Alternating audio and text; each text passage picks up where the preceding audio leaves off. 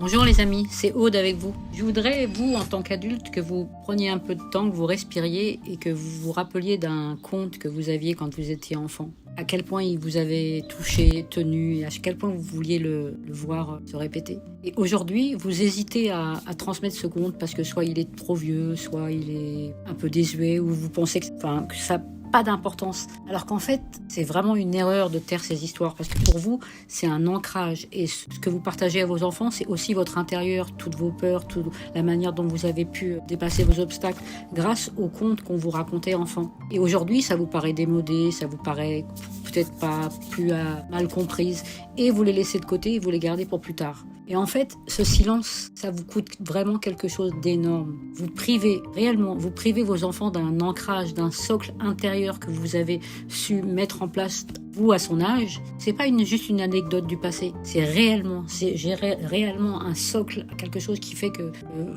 c'est votre épine dorsale, en fait. C'est une grammaire intérieure pour comprendre qui il est, d'où il vient. Essayez de concevoir ça comme vraiment quelque chose qui a mis du mouvement et qui a affirmé quelque chose à l'intérieur. Et sans ça, si on ne transmet pas ça, nous, ce qu'on nous avons, notre réalité intérieure, peut-être d'enfant à enfant, de notre enfant intérieur à celui de l'enfance, et bien peut-être qu'arrivé à l'adolescence, on va chercher sa place.